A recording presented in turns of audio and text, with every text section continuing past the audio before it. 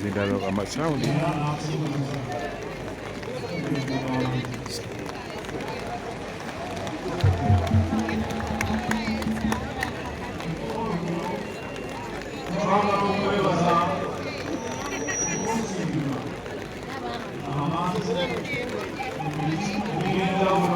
mutanda ogira kweri abantu be wano ku Lubiri Mmengo ku matikkira ag'emyaka 3 atudde ku Namulondo mu Buganda.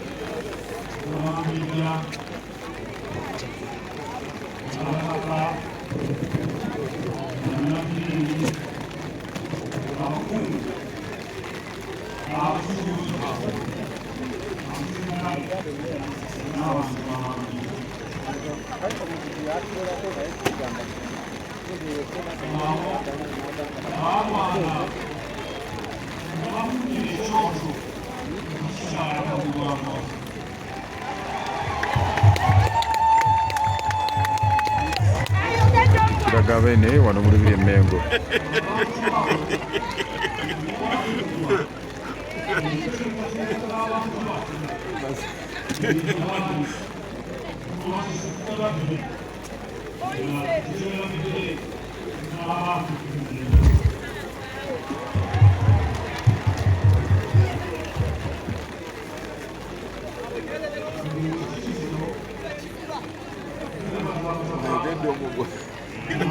Kalibye tewali mulala.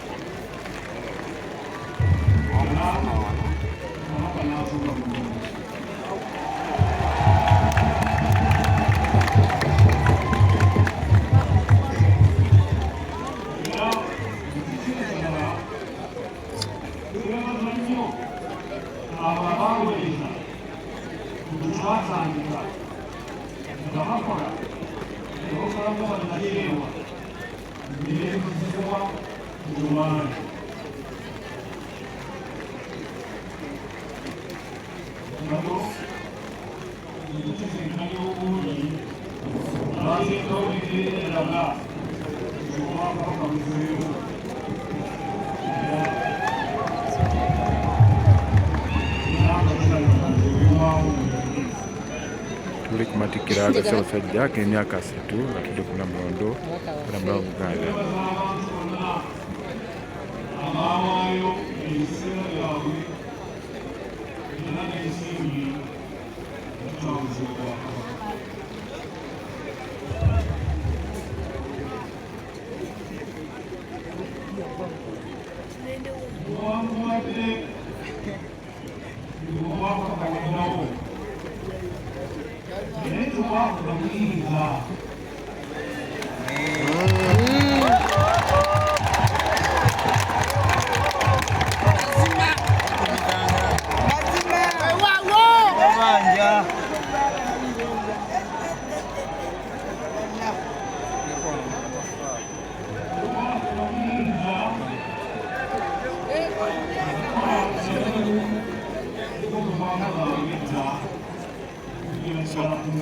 So sahili mwaso leta kuyambako kugundi mukwate bulungi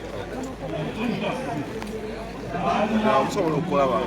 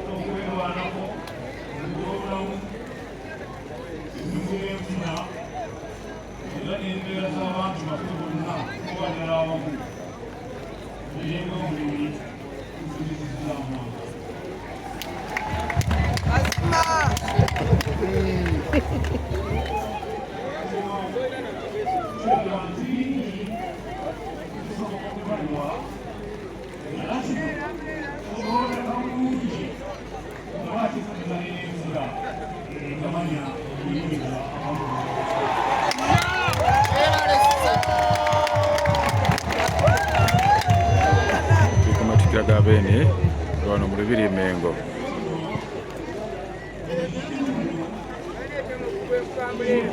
Mumbejja nina tukwatidde egundi eti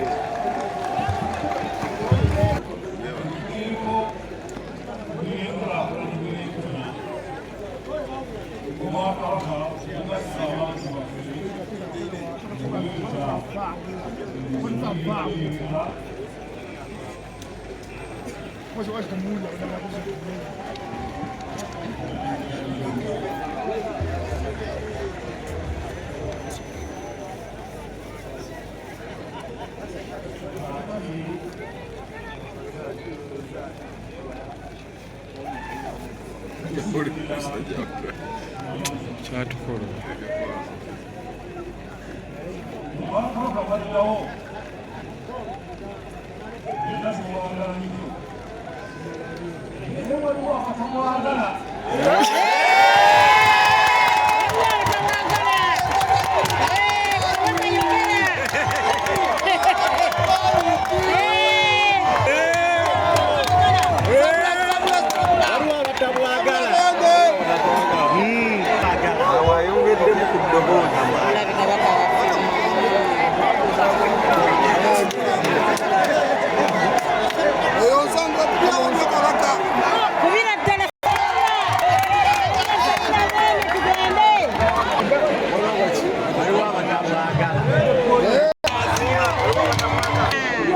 amajama pangise wegali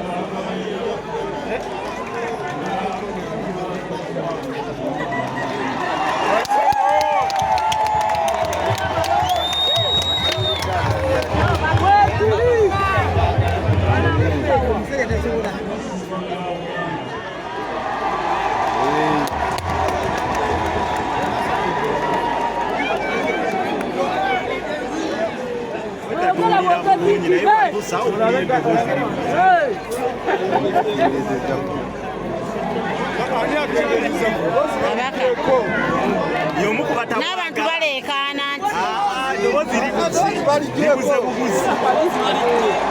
tudowooza ani aligyeko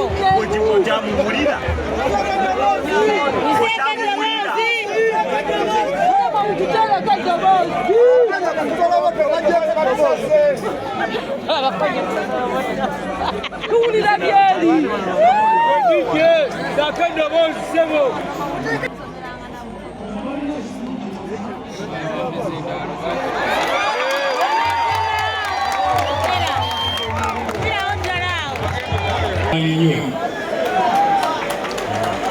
tuli mu Lubiri Mmengo Matikkira aga Ssaabasajja ag'emirundi 3 ng'atudde ku Namulondo. Empologoma ebuguma kyekigende mu maaso. abavubuka bangi bazaalibwa ku mbalama z'ennyanja era kubabeera Matikkira y'emirundi 3 abavubuka waddemu n'ekire ky'enkuba tebasobola kuvuga kino kyabulabe nnyo eri eggwanga waddeyo ekire ky'enkuba naye abantu ba Kabaka kigumidde.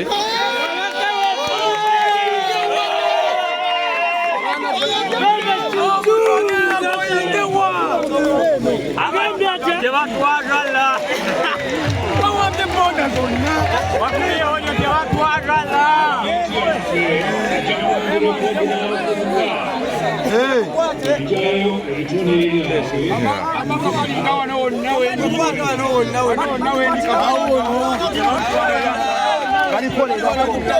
obumu n'okulowooza ku Buganda ey'enkya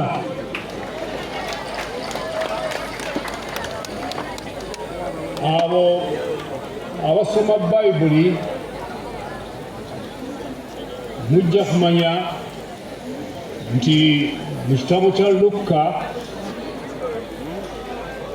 atugamba nti Yesu yennyini bwe yasooka okuyigiriza yali yakamala emyaka 3.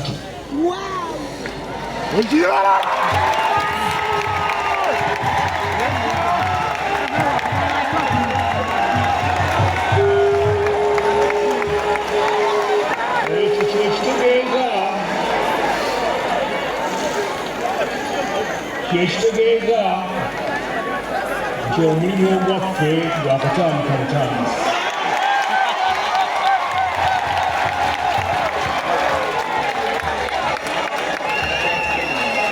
Basinga nga bagamba nti Mukama abakuume mutalise okubalaba bweralinnyo.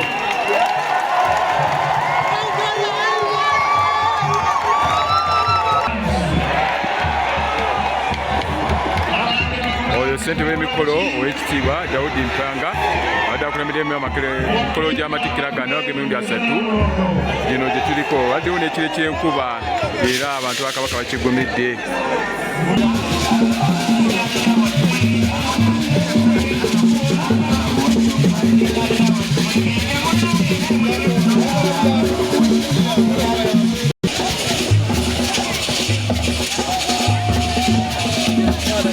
Come on,